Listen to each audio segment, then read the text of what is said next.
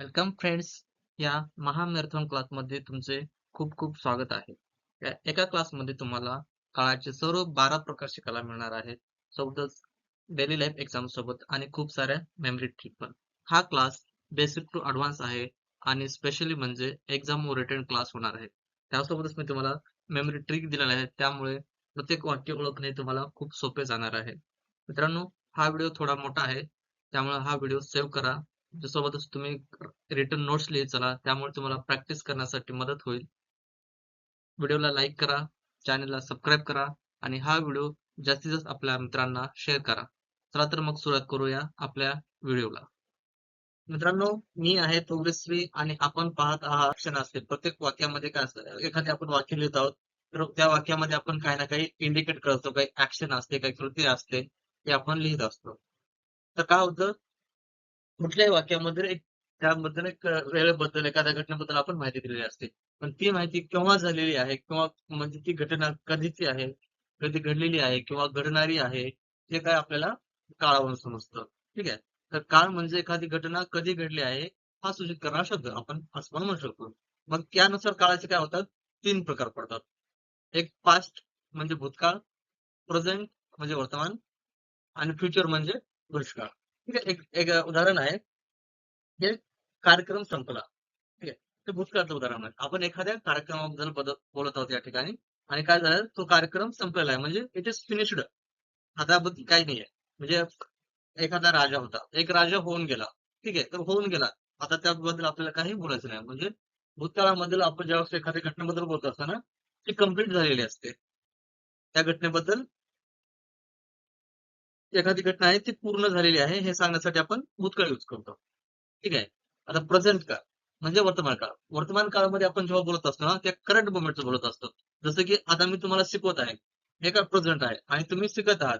Present situation मध्ये तुम्ही शिकत आहात.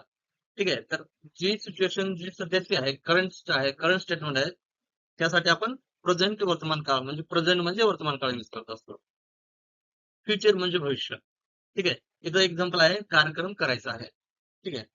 मतलब कार्यक्रम करायचा आहे म्हणजे आपण एका कार्यक्रमाबद्दल बोलत आहोत आणि तो काय आपल्याला करायचा म्हणजे तो नेक्स्ट उद्या असेल किंवा परवा असेल किंवा पुढच्या महिन्यात असेल किंवा पुढच्या वर्षी आपण काय करत आहोत, इथं फ्युचर विषयी बोलत आहोत. ठीक आहे. तर याचं असे या काळाचे टोटल 3 प्रकार पडतात. एक भूतकाळ, दुसरा वर्तमान काळ आणि तिसरा भविष्यकाळ. चला तर आपण पाहूया. सिंपल प्रेझेंट टेन्स म्हणजे काय, तर साधा वर्तमान काळ. Near about 50 to 70% this tense is used in spoken English. आपण जेव्हा काय बोलतो, काय लिहितो, जवळपास 50 ते 70% हा साधा वर्तमान काळ यूज केला जातो. ठीक आहे. म्हणजे आता याचा उपयोग कसा कसा होतो बघा. काही जनरल फॅक्ट आहेत, काय रुटीन आहे, शेड्यूल इव्हेंट आहेत, काय हॅबिट्स आहेत, काय स्टेटमेंट आहेत, त्या काय आपण सर्व काही साध्या वर्तमान काळामध्ये सांगत असतो. आता बघा, सूर्य पूर्वेस उगवतो. हे काही फॅक्ट आहे. एक जनरल ट्रूथ आहे. याला आपण त्रिकाळ सत्य म्हणजे काय? सूर्य हा पूर्वेला उगवत असतो. आता राम शास्त्रज्ञ म्हणजे काय? Ram is a scientist. हे काय एक स्टेटमेंट आहे. तो एक सायंटिस्ट आहे आणि एक फॅक्ट आहे. बस 5 ला येते. ठीक आहे. बस अराइव्ह ॲट 5 PM. हे काय आहे? बस अराइव्ह ॲट 5 PM. हे काही शेड्यूल इव्हेंट आहे. म्हणजे क्लासमध्ये बोलत असतात. हे त्यांचे काय हॅबिट असते. कोणी सकाळी लवकर उठतो. हे काय हॅबिट आहे. म्हणजे अशा काही घटना आहेत जे की जनरल ट्रूथ आहेत, काही फॅक्ट आहेत, काही हॅबिट्स सवयी आहेत, काही शेड्यूल इव्हेंट आहेत. ते सर्व काही आपण काय करतो, साध्या वर्तमान काळामध्ये use करतो. आपलं न्यूजपेपर आहे पहा. न्यूजपेपरमध्ये कमीत कमी 80% हे आहे जनरल स्टेटमेंट असतात आणि जवळजवळ स्पोकन इंग्लिश मध्ये म्हणतात ना, तर 50 ते 70% आपण फक्त आणि फक्त साधा वर्तमान काळ हा यूज करत असतो. ठीक आहे. तर आपण पाहूया साध्या वर्तमान काळाची रचना कशी असते. रचना आहे कर्ता प्लस क्रियापदाचे पहिले रूप. त्याला एस आणि ईएस हा प्रत्यय लागलेला असतो. प्लस कर्म म्हणजे ऑब्जेक्ट असतं. म्हणजे काय, subject plus base verb of form plus S or ES आणि पुढे ऑब्जेक्ट असतं. आता एस आणि एस हा कधी लावायचं, क्रियापदाला एस आणि एस कधी लागतं ते पहा मित्रांनो. हा एक अपवाद आहे, लिहून घ्या. अपवाद करता जेव्हा तृतीय पुरुषवचनी एकवचनी नाम किंवा सर्वनाम असेल तेव्हा क्रियापदाला एस किंवा ईएस हा प्रत्यय लावावा. मित्रांनो, लिहून घ्या. अपवाद करता जेव्हा तृतीय पुरुषीय एकवचनी नाम व सर्व नाम असेल तेव्हा क्रियापदाला एस किंवा एस हा प्रत्यय लावावा. उदाहरण काय? तो शाळेत जातो. तो शाळेत जातो म्हणजे तो काय आहे? तृतीय पुरुषी सर्वनाम आहे. ही लिहून घ्या मित्रांनो. ही, सी, इट जेव्हा वाक्यामध्ये कर्ता म्हणून येतं त्यावेळेस क्रियापदाला एस किंवा एस प्रत्यय लागतो. तो शाळेत जातो म्हणजे ही गोज टू स्कूल. गो हे क्रियापद आहे आणि त्याला ईएस हा प्रत्यय लागतो आणि त्याच काय होतं? He goes to school. दुसरं उदाहरण आहे, राम बॉल खेळतो. Ram plays football. ठीक आहे.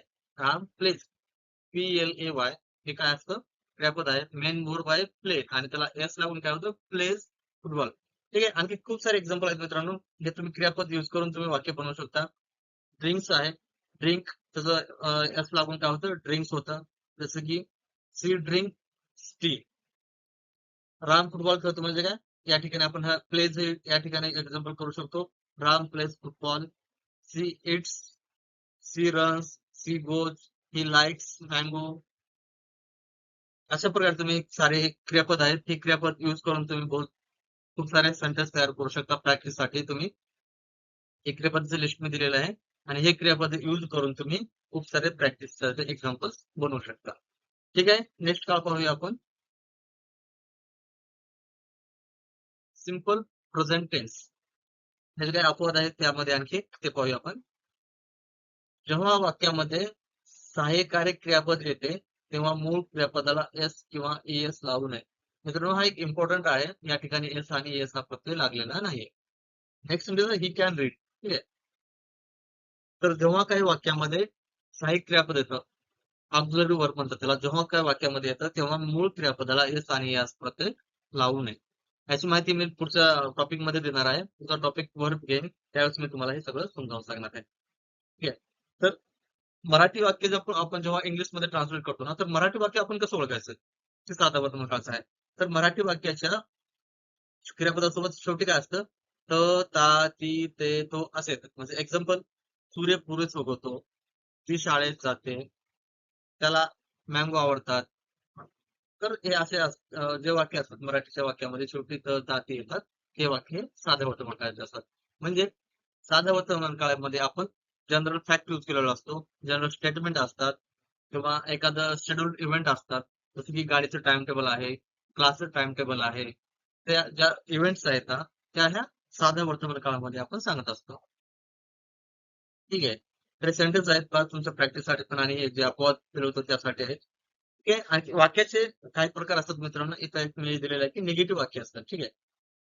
आपण ते पण पाहूया आपण नेक्स्ट टॉपिक मध्ये. निगेटिव्ह सेंटेन्स काय असतात, अफर्मेटिव्ह सेंटेन्स काय असतात, एक्सक्लामेटरी काय असतात, इंटरोगेटिव्ह सेंटेन्स असतात. ते आपण सर्व नेक्स्ट टॉपिक मध्ये पाहूया. ठीक आहे. तर हे निगेटिव्ह सेंटेन्स आहे. निगेटिव्ह मध्ये आपण डोंट और डझंट यूज करत असतो. I don't like video games. मला व्हिडिओ गेम आवडत नाही. He doesn't play cricket. म्हणजे डोंट किंवा डज नॉट. जेव्हा नॉट काय निगेटिव्ह असतं. नॉट म्हणजे नाही. म्हणजे त्याला खेळायला आवडत नाही, तिला खायला आवडत नाही, त्याला प्यायला आवडत नाही. यासाठी आपण काय यूज करतो? डज नॉट किंवा डोंट यूज करतो. आता डज कधी येणार आहे? जेव्हा वाक्य आमचा करता ही, सी, इट असेल किंवा डझंट किंवा डज नॉट येणार आहे. आणि वाक्यामध्ये जेव्हा आय, वी, दे, यू असेल तेव्हा काय येणार आहे? डू नॉट किंवा डोंट येणार आहे. लिहून घ्या मित्रांनो, खूप इम्पॉर्टंट आहे डज नॉट आणि डोंट. वाक्याचा करता जेव्हा आपण आय, वी, दे, यू असेल तेव्हा आपण निगेटिव्ह वाक्यामध्ये डोंट यूज करतो. आणि जेव्हा वाक्याचा करता ही, सी, इट असेल त्यावेळेस आपण डज नॉट किंवा डझंट यूज करतो.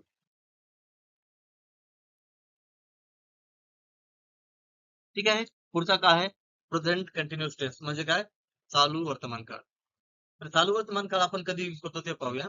एखादी घटना अथवा कृती चालू आहे हे सांगण्यासाठी आपण प्रेझेंट कंटिन्युअस काळ यूज करतो. म्हणजे current situation at the moment. जसं की मी तुम्हाला आता शिकवत आहे आणि तुम्ही शिकत आहात. हे काय? करंट मोमेंट आहे. माझं शिकवणं चालू आहे आणि तुमचं शिकणं चालू आहे. तर एक करंट मोमेंट आहे. त्यासाठी आपण काय करतो? साधा चालू वर्तमान काळ हा यूज करत असतो. तर साधा प्रेझेंट वर चालू वर्तमान कशी रचना कशी असते पहा.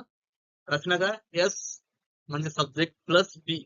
बी म्हणजे काय? तर आय मी जर असतं प्लस व्ही म्हणजे व्ही म्हणजे क्रियापद, आय एन जी. क्रियापदाला आय एन जी हे प्रत्यय लागलेला असतो. ठीक आहे. तर ही सी इट साठी काय येणार आहे तर इज येणार आहे. आय साठी काय तर आय एम येतं आणि we you they and plural जे असतात त्यासाठी काय येणार आहे आर येणार आहे. ठीक आहे. एक्झाम्पल आहे, मी लिहित आहे, आय एम रायटिंग. आय काय आहे या ठिकाणी सब्जेक्ट आहे. आय एम काय म्हणजे मी या ठिकाणी जे बी लिहिलेलं आहे सहाय्यकारी क्रियापद म्हणून काम केलं जातं ते पण आय एम आहे. आणि राईट क्रियापदचं मूळ रूप आहे राईट आणि त्याला आय एन जी प्रत्यय वेळा काय झालंय रायटिंग झालेलं आहे. तो घरी जात आहे, he is going to home. या ठिकाणी करता ही आहे, इज गोइंग टू हे काय आहे क्रियापद आहे. जेव्हा पण आपण टेन्स करत असतो ना तर फोकस कशावर करायचं क्रियापदावर करायचं, कारण क्रियापदावरूनच आपल्याला सेंटेन्सचं काळ काय आहे तो समजतो. ठीक आहे. तो आता येत आहे, ही इज कमिंग नाऊ. त्याच ठिकाणी आता तुम्हाला एक्झाम्पल दिलेले आहेत मी मित्रांनो, हे प्रॅक्टिस साठी तुमच्या. इटिंग आहे, पार्किंग आहे, speaking, talking, asking, thinking, fighting, playing, rising, typing, teaching, learning, watching, seeing, singing, ringing, cooking, running, raining आणि ट्रेनिंग. हे तुम्ही काय करायचं करता हे घ्यायचं, त्यानंतर ही ही ही सी इट असेल ना अशा प्रकारे करते घ्यायचं किंवा एखादं नाम घ्यायचं करता आणि तुम्ही प्रॅक्टिस साठी सेंटेन्स मध्ये जायचं. लक्षात ठेवा मित्रांनो, तुम्ही जेवढी जास्त प्रॅक्टिस कराल तेवढा तुमचा टेन्स हा परफेक्ट होणार आहे. आणि प्रॅक्टिस मेक्स मॅन परफेक्ट. चुका करत चला, शिक्षकांना दाखवत चला, काही प्रॉब्लेम नाही होणार. तुम्ही जेवढी जास्त प्रॅक्टिस कराल तेवढा तुमचा टेन्स हा परिपूर्ण होणार आहे. आणि हा प्रेझेंट टेन्स कंटिन्युअस टेन्स आहे, तो आपण मॅक्झिमम यूज करत असतो. आपण डेली लाईफ मध्ये सगळ्यात जास्त यूज होत असतो प्रेझेंट काळ, त्यामध्ये present simple present tense continuous tense हाच यूज केला जात असतो. पुढचा काळ पाहूया आपण, प्रेझेंट परफेक्ट टेन्स म्हणजे पूर्ण वर्तमान काळ. ठीक आहे. तर हा काळ कधी यूज केला जातो तर एखादी घटना अथवा कृती विशिष्ट वेळी चालू झाली होती आणि ती आता पूर्ण झालेली आहे हे सांगण्यासाठी. म्हणजे एखाद्या पास्ट मध्ये घटना चालू केली होती, जसं की मी अभ्यास करत होतो आणि तो आता माझा अभ्यास पूर्ण झालेला आहे हे सांगण्यासाठी हे आपण हा काळ यूज करतो, जो पूर्ण वर्तमान काळ. म्हणजे एखादी घटना पूर्ण झालेली आहे, आधी सुरू झाली होती आणि आता ती पूर्ण झालेली आहे. ठीक आहे. Use cat to describe achievement, completed action और इव्हेंट्स. आता स्ट्रक्चर कसं असतं मित्रांनो, यस म्हणजे subject plus have has auxiliary रूप येतात प्लस व्ही थ्री, या ठिकाणी क्रियापदाचे तिसरं रूप येतं आणि शेवटी काय ऑब्जेक्ट येतात. तर ही ह्याव आणि ह्याच कसं यूज करायचं तुम्हाला मी पूर्वी सांगितलं होतं, आता पण सांगतो. ह्याव कधी येतं आय, वी, यू, दे, यासाठी काय येतं ह्याव येतं. आणि ही, सी, इट आणि सिंग्युलर नाउन असेल तर काय येतं हॅज यूज करायचं असतं. ठीक आहे. फॉर आय, वी, यू, दे साठी आपण हॅव यूज करतो. ठीक आहे. तर निगेटिव्ह सेंटेन्स असत तर येस म्हणजे subject plus have has plus इथं काय करायचं नॉट यूज करायचं प्लस ऑब्जेक्ट. ठीक आहे. त्यामध्ये मेमरी ट्रिक आहे मित्रांनो, जर कुठल्याही वाक्यामध्ये हॅव हॅज आणि क्रियापदाचं तिसरं रूप असेल तर तो काय समजायचा आपण हा पूर्ण वर्तमान काळ आहे समजायचं. ठीक आहे. उदाहरण आहे, I have completed my homework. म्हणजे मी होमवर्क लिहायला चालू करतो. समजा की एक्झाम्पल मी संध्याकाळी 8 वाजता लिहायला माझा होमवर्क लिहायला सुरू केला होता आणि 11 पर्यंत तो कम्प्लीट झाला. तर म्हणजे पाठची ऍक्शन होती की सुरू झाला होता आणि आता ते कम्प्लीट झालेले आहे असं. सी हॅज इटेन मँगो म्हणजे तिने आंबा खाल्लेला आहे, म्हणजे ऍक्शन ही आता काय पूर्ण झालेली आहे. He has finished his work. They have discovered a new planet. ठीक आहे. तर एखादी घटना कम्प्लीट झालेली आहे किंवा इव्हेंट आहे ती पूर्ण झालेली आहे सांगण्यासाठी आपण पूर्ण वर्तमान काळ यूज करतो. आणि या पूर्ण वर्तमान काळामध्ये वाक्य रचना कशी असते स्ट्रक्चर मध्ये, S plus have has plus we three. म्हणजे कुठल्याही काळामध्ये हॅव हॅज दिसेल तुम्हाला आणि त्याच्यासोबतच क्रियापदाचं तिसरं रूप असेल तर तो काय असतो हा पूर्ण वर्तमान काळ असतो. तुम्हाला प्रॅक्टिस साठी मी क्रियापद लिहून दिले आहेत मित्रांनो, हे तुम्ही प्रॅक्टिस करा यावर. वाकडं, वाक म्हणजे वाकडं, like, taken, given, done, return, arrived, departed, jumped, हे काही क्रियापद आहेत. तुम्ही त्या क्रियापदाच्या स्ट्रक्चर नुसार वाक्य लिहून प्रॅक्टिस करा.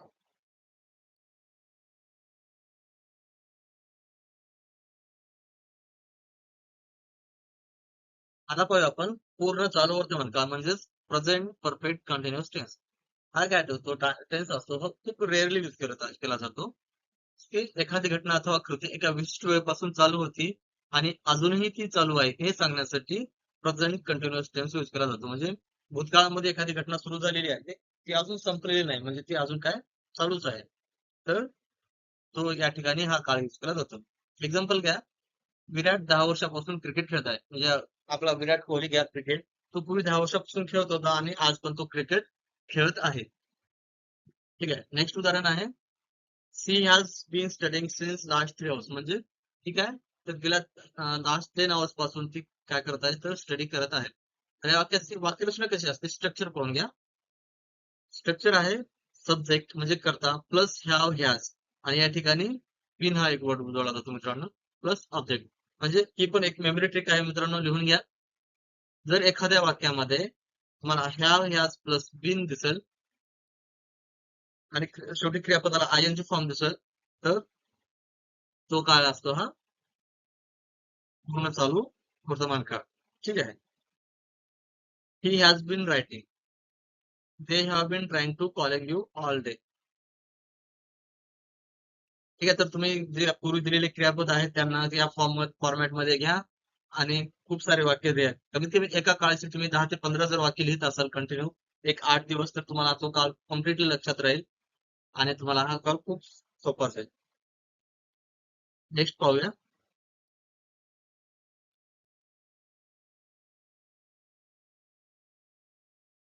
Simple past tense. तर अशा प्रकारे आपण पूर्ण काळ हा कम्प्लीट केलेला आहोत.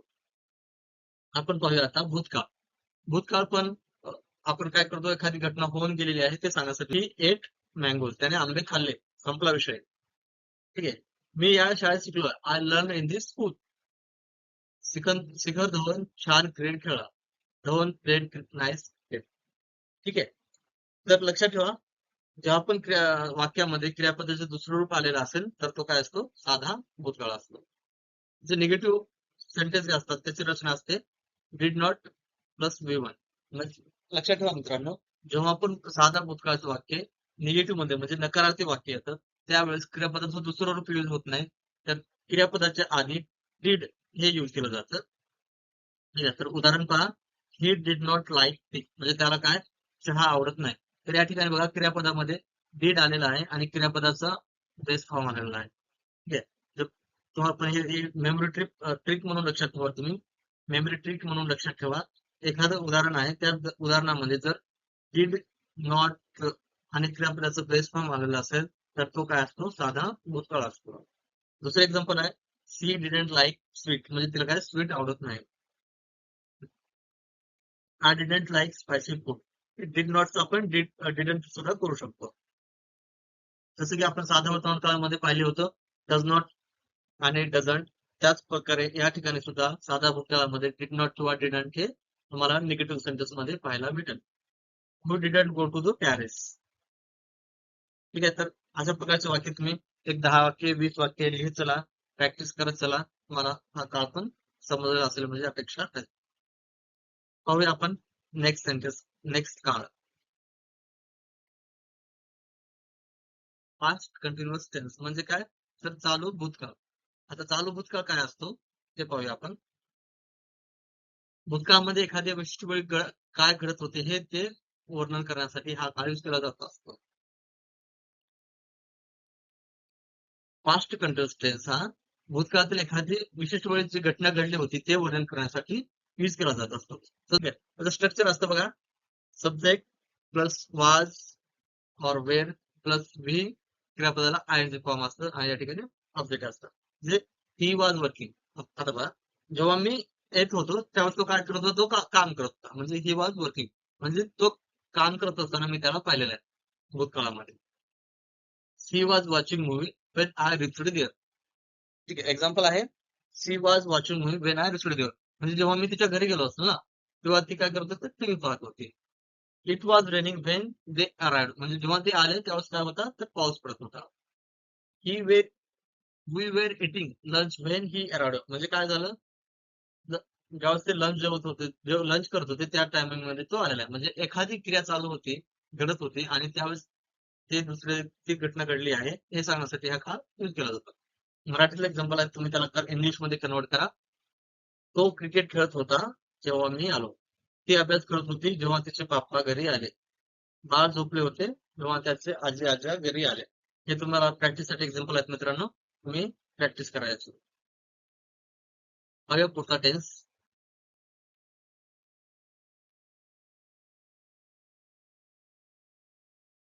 पास्ट परफेक्ट टेन्स म्हणजे पूर्ण भूतकाळ. तर पूर्ण भूतकाळ कधी यूज केला जातो? Used to describe an action or event that occurred before another action or event in the past. म्हणजे भूतकाळामध्ये एखादी घटना ही दुसरी घटना घडण्याच्या वेळी घडलेली असते हे सांगण्यासाठी पूर्ण भूतकाळ यूज करत असतात. माझी वाक्यरचना कशी असते? पास्ट स्ट्रक्चर यस म्हणजे सब्जेक्ट प्लस हॅड. या ठिकाणी हॅड यूज केलं जातं. व्ही थ्री म्हणजे क्रियापदाचं तिसरं रूप आणि शेवटी ऑब्जेक्ट म्हणजे कर. एक्झाम्पल काय? I had read this book before sleeping. पहा मित्रांनो, म्हणजे एखादी घटना पूर्ण झालेली आहे दुसरी घटना घडण्याच्या आधी आपण पूर्ण भूतकाळाचा यूज कुठे केला जातो? म्हणजे या ठिकाणी दोन ऍक्शन असतात पूर्ण भूतकाळामध्ये. त्या दोन ऍक्शन डिस्क्राईब करण्यासाठी म्हणजे एक घटना पूर्ण झाली असते दुसरी घटना घडण्याच्या आधी. I had I had I had I had read this book before sleeping म्हणजे काय झालेलं आहे? झोपण्याच्या आधीच ते पुस्तक वाचणं पूर्ण झालेलं आहे. आता दुसरं एक्झाम्पल आहे, she had written that letter before lift. म्हणजे काय झालं? की जाण्याच्या अगोदर तिने काय पत्र लिहिलेलं आहे. They had not gone to school on Monday because they had some issues. म्हणजे ती मंडेला काय झालं? शाळेत गेले नाहीत कारण त्यांना काय इश्यू होता. ठीक आहे. पूर्ण भूतकाळ म्हणजे एखादी घटना आहे. भूतकाळाच्या दोन घटना आहेत. एक घटना आधी घडलेली असते, दुसऱ्या घटनेच्या आधी. हे ज्यावेळेस आपण डिस्क्राईब करत असतो त्यावेळेस पास्ट परफेक्ट टेन्स यूज करत असतो. पास्ट परफेक्ट कंटिन्युअस टेन्स पूर्ण चालू भूतकाळ हा खूप रेअरली यूज केला जातो मित्रांनो. तर पण आपण पाहूया. The past perfect continuous tense is used to describe action or event that were ongoing in the past and had been continuing up to a certain point in the past or before another action or event took place. म्हणजे काय मित्रांनो, तर भूतकाळामध्ये एका विशिष्ट टायमिंगला एखादी घटना सुरू झालेली होती आणि भूतकाळामध्ये ते एका विशिष्ट पॉइंट पर्यंत चालू होती हे इंडिकेट करण्यासाठी आपण पास्ट परफेक्ट कंटिन्युअस टेन्स हा काय करतो? यूज करतो. त्याचं स्ट्रक्चर आहे बघा, subject plus had been plus work plus ING. ठीक आहे. तर या वाक्याची रचना असते कशी असते? सब्जेक्ट प्लस हॅड बीन, या ठिकाणी हॅड बीन यूज केलं जातं प्लस वर्क बाय आयएनजी. बघा या ठिकाणी एक मेमरी ट्रिक तयार होते. जर एखाद्या वाक्यामध्ये हॅड बीन असेल आणि त्याच्या क्रियापदाला आयएनजी फॉर्म लागलेला असेल तर तो काय असतो? काय पूर्ण चालू भूतकाळ असतो. ठीक आहे. वाक्य पहा, he had been studying for 3 hours before he took a break. बघा या ठिकाणी दोन घटना येतात. एक तर तिने ब्रेक घेतलेला आहे, पण ब्रेक घेण्याच्या अगोदर 3 घंटे अभ्यास केलेला आहे.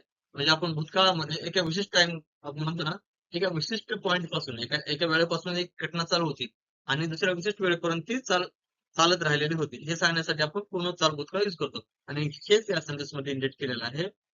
He had been studying for 3 hours म्हणजे ती काय करत होता? तो काय करत होता की पहिले 3 घंट्यापासून स्टडी करत होता आणि 3 घंटे स्टडी झाल्याच्या नंतर त्याने काय केलेलं आहे? ब्रेक घेतलेला आहे. ही टूक अ ब्रेक. नेक्स्ट वाक्य पहा, she had been preparing extensively for the exam with her classmates for 7 days. ठीक आहे. ती 7 दिवसापासून विद्यार्थ्यांसोबत परीक्षेची सविस्तर तयारी करत होती. आता पाहूया साधा भविष्यकाळ. म्हणजे आपण आता भविष्यकाळाला सुरुवात करूया. आपण आतापर्यंत पाहिले आपण वर्तमान काळ आणि भूतकाळ पाहिलेला आहे. आता आपण सुरुवात करूया भविष्यकाळ. तर साधा भविष्यकाळ म्हणजे काय? Simple future tense. तर सिंपल फ्युचर टेन्स कुठे यूज केला जातो ते पहा. भविष्यातील एखादी घटना अथवा कृतीचे वर्णन करण्यासाठी, म्हणजे ती भविष्यामध्ये एखादी घटना होणार आहे, शेड्यूल इव्हेंट आहे ते सांगण्यासाठी आपण काय करत असतो? तिथं साधा भविष्यकाळ यूज करत असतो. ठीक आहे. उदाहरण काय? तो अमेरिकेला जाईल, मी सायंटिस्ट होणार आहे, मी फ्युचर मध्ये डॉक्टर होणार आहे. ठीक आहे. तर असे काही घटना असतात ना की ते आपण सांगण्यासाठी साधा भविष्यकाळ यूज करत असतो. तर साधा घटनेची वाक्यरचना कशी असते पहा. करत असतो. तर साधा घटनेची वाक्यरचना कशी असते पहा.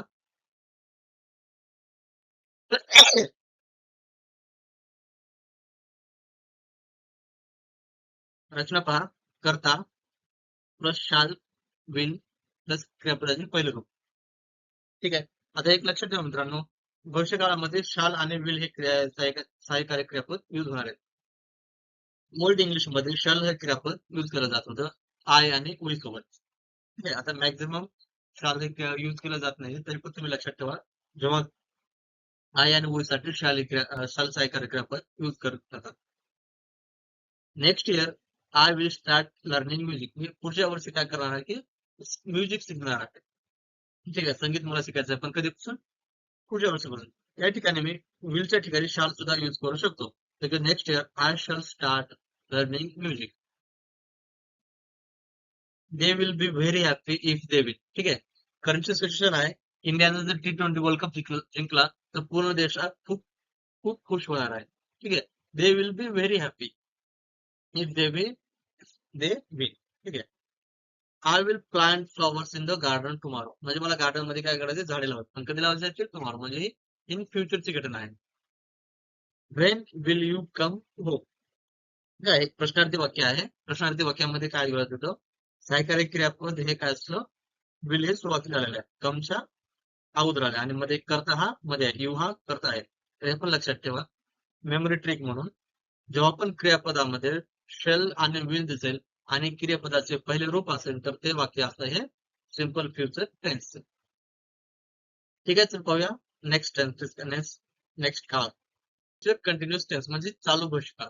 म्हणजे एखादी घटना आपण प्रेडिक्ट करत आहोत किंवा काहीतरी शेड्यूल इव्हेंट आहे ते सांगत आहोत, म्हणजे एखाद्या स्पेसिफिक पॉईंट पासून ती घटना पुढे चालू राहणार आहे हे सांगण्यासाठी आपण चालू भविष्यकाळ यूज करतो. पहा, युजेस काय? Predict the future.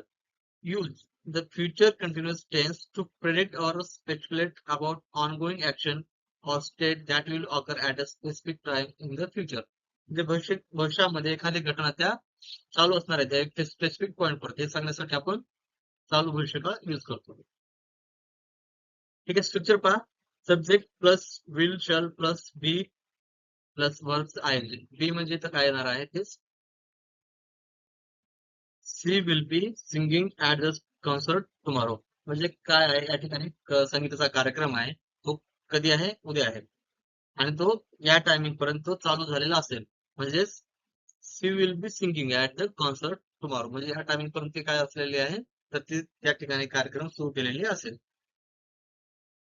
We will be waiting for you at the station at 5 PM. म्हणजे 5 वाजेपर्यंत आम्ही तुझी वाट पाहू स्टेशनवर. समजा की आपण रेल्वे स्टेशनवर आहे आणि रेल्वेचा टाइम आहे 5 पर्यंत, तर आपण काय करू त्या ठिकाणी? तर 5 पर्यंत त्या माणसाची आपण वाट पाहणार होतो. तर जोपर्यंत ट्रेन येणार नाही आपण तोपर्यंत त्या माणसाची वाट पाहू. We will be waiting for you at the station at 5 PM. Next आहे they will not be waiting. या ठिकाणी हे निगेटिव्ह सेंटेन्स आहे. दे विल नॉट बी, या ठिकाणी नॉट यूज केलेला आहे, त्यामुळे निगेटिव्ह सेंटेन्स आहे. जेव्हा पण निगेटिव्ह सेंटेन्स मध्ये क्रियापद असतं, नॉट हे वर्ड हा यूज केला जात असतो. ठीक आहे, पाहूया next tense. Future perfect tense म्हणजे पूर्ण भविष्यकाळ. हा कधी केला जातो? यूज युजेस पहा. Completion before a point in the future. म्हणजे एखाद्या भविष्यामध्येच एखादी घटना कंप्लीट झालेली असेल हे सांगण्यासाठी. जर एखाद्या वाक्यामध्ये शेल विल असेल आणि ह्या पण असेल आणि क्रियापदाचं ते स्वरूप असेल तर रोज आपण सांगायचं ते काय आहे? पूर्ण भविष्यकाळ आहे. ठीक आहे, तर एक्झाम्पल पहा. बाय नेक्स्ट इयर, बघा पुढच्या वर्षी, कारण भविष्यातली घटना आहे. By next year I will have graduated from university. म्हणजे समजा 3 वर्षाचा डिग्री प्रोग्राम असतो आणि आता सेकंड इयरला आहे, तर तिसऱ्या वर्षी काय होणार? हा कम्प्लीट करणार आहे ग्रॅज्युएशन. नेक्स्ट सेंटेन्स पहा. दे will not have finished the project by the deadline. म्हणजे दे विल नॉट हॅव म्हणजे डेडलाईन आहे, टायमिंग दिलेलं आहे, त्याच्यासाठी एक प्रोजेक्ट आहे आणि त्या प्रोजेक्टची टाइमलाईन आहे, ते कम्प्लीट करणार नाही ते सांगण्यासाठी आपण या ठिकाणी पूर्ण भविष्यकाळ यूज केलेला आहे. Will she have left by the time we arrive. म्हणजे हा काय प्रश्नार्थी वाक्य आहे, म्हणजे त्यामध्ये क्वेश्चन विचारला की म्हणजे आम्ही येण्यापर्यंत ती गेलेली असेल का, हे सूचनासाठी आपण हे पूर्ण भविष्यकाळ यूज केला. आता थोडेस आपण कंपॅरिझन पाहूया. Future perfect tense versus future continuous tense. Future perfect emphasize completion before a future time, whereas future continuous emphasize an ongoing at future time. म्हणजे काय? तर फ्युचर परफेक्ट टेन्स काय करतो? एम्फसाइज मध्ये टायमिंगवर विशेष टायमिंगला तो भर देत असतो की भूतकाळामध्ये भविष्यकाळामध्ये एखादी घटना आहे ही कम्प्लीट झालेली असेल हे काय सांगतो, तर फ्युचर परफेक्ट टेन्स सांगत असतो. बट फ्युचर कंटिन्यू टेन्स काय सांगत असतो की ती घटना ती काळ पण चालू असेल हे सांगण्याचं काम काय करतो, पूर्ण भविष्यकाळ करत असतो, म्हणजे फ्युचर कंटिन्युअस टेन्स. ठीक आहे, नेक्स्ट सेंटेन्स पाहूया आपण.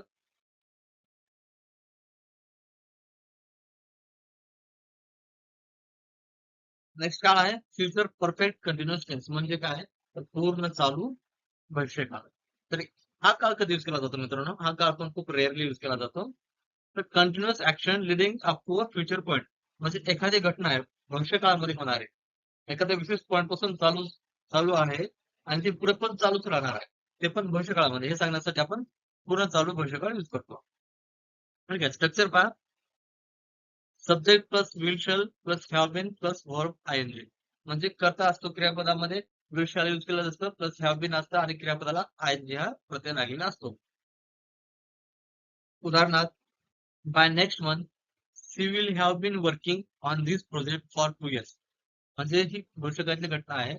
बाय नेक्स्ट मंथ म्हणजे पुढच्या महिन्यापासून एक प्रोजेक्ट चालू करणार आहे आणि तो प्रोजेक्ट पुढे जवळजवळ 2 वर्ष चालू राहणार आहे, हे सांग. इथं लक्ष द्या मित्रांनो, नेक्स्ट मंथ मध्ये आपण या ठिकाणी एका प्रोजेक्ट विषयी बोलत आहोत आणि हा प्रोजेक्ट कधी चालू होणार आहे, नेक्स्ट मंथ मध्ये, आणि तो प्रोजेक्ट जवळजवळ 2 वर्ष चालू राहणार आहे. हे सांगण्यासाठी आपण या ठिकाणी हा काळ युज केलेला आहे. By next month she will have been working on this project for 2 years. ठीक आहे, दुसरं एक्झाम्पल आहे, they will not have been living in the city for long by the time you arrive. ठीक आहे, बघा, समजा की तुम्ही आता अमेरिकेला राहायला गेलेले आहात आणि तुम्ही अमेरिकेहून परत भारतामध्ये येईपर्यंत ते मुंबईमध्ये राहणार नाहीत, म्हणजे ती एक ऍक्शन आहे ती कम्प्लीट होईपर्यंत ही दुसरी ऍक्शन कम्प्लीट होणार नाही, हे सांगण्यासाठी हा काळ युज केलेला आहे. दुसरं एक्झाम्पल आहे, will they have been waiting for us for long, म्हणजे लॉंग टाइम प्रत्येक आपल्यासाठी वाट पाहत असतील का, हे क्वेश्चन विचारण्यासाठी या ठिकाणी एक सेंटेन्स यूज केलेला आहे. ठीक आहे, तर याच्यामध्ये काय हे असतं बघा, फ्युचर परफेक्ट कंटिन्यू टेन्स आणि फ्युचर परफेक्ट टेन्स यांच्यामध्ये काय डिफरन्स आहे आपण ते पाहूया. Future perfect continuous emphasize the ongoing nature of one action, whereas future perfect focused on the completion of an action before a specific future time. या ठिकाणी मित्रांनो, की फ्युचर परफेक्ट कंटिन्युअस टेन्स काय सांगत असतो की एखाद्या स्पेसिफिक पॉइंट मध्ये ती घटना चालू झालेली चालू असेल, आणि परफेक्ट टेन्स काय सांगतो की एखाद्या स्पेसिफिक पॉइंट वर ती घटना पूर्ण झालेली असेल. ठीक आहे, नेक्स्ट आहे future perfect continuous tense versus future continuous tense, म्हणजे परफेक्ट कंटिन्युअस टेन्स आणि कंटिन्युअस टेन्स मध्ये काय फरक आहे ते पहा. Future perfect continuous emphasize the duration and completion of an ongoing action leading up to a future point, whereas future continuous focus on ongoing action at a specific future time without emphasize the completion. म्हणजे काय, future perfect continuous tense भविष्यातील एखादी घटना एखाद्या विशिष्ट timing पर्यंत पूर्ण झाली, त्याच्यावर विशिष्ट टायमिंग पर्यंत पूर्ण झालेली किंवा त्याच्यावर काम चालवलं असेल असं सांगत असते. पण कंटिन्युअस टेन्स काय करत असतं की त्यामध्ये टाइमचं कम्प्लिटेशनच्या बद्दल काय बोललेलं नसतं, फक्त ती चालू आहे हे सांगण्यात आलेलं असतं. अशा प्रकारे मित्रांनो, आपण इथे 12 टेन्स कम्प्लीट केलेले आहेत. आय होप की तुम्हाला सर्व काही एक्झाम्पल समजले आहेत. मित्रांनो, तुम्ही जेवढं जास्त प्रॅक्टिस करसाल तेवढी तुम्हाला जास्त मदत होईल टेन्स समजून घेण्यासाठी. जर तुम्ही प्रॅक्टिस केली नसेल तर तुम्हाला कोणी सांगलं तरी समजणार नाही. जास्तीत जास्त प्रॅक्टिस करा. या ठिकाणी तुम्हाला मित्रांनो मी मेमरी ट्रिक दिलेले आहेत, जशी कोणतं वाक्य कोणत्या काळाचं आहे हे समजण्यासाठी. ठीक आहे, समजा आता साधा वर्तमान काळ, तर साधं वर्तमान काळ वाक्यरचना कशी असते, शॅल बी विल बी असेल तर तो चालू भविष्यकाळ असणार आहे. हॅव हॅज आणि क्रियापद तिसरं रूप असेल तर तो वर्तमान पूर्ण चालू वर्तमान काळ असणार आहे. तर त्या ठिकाणी तुम्ही पाहू शकता ही मेमरी ट्रिक आहे. मेमरी ट्रिक लिहून घ्या, तसेच वाक्यरचना लिहून घ्या आणि मी जे क्रियापद तुम्हाला दिले आहे त्यावरून जास्तीत जास्त वाक्य बनवा. आपण यापुढे लवकरात लवकर एक वर्ब आणि सेंटेन्स फॉर्मेशन एक व्हिडिओ घेऊन जात आहोत. त्या व्हिडिओला असाच प्रतिसाद द्या. Thank you so much.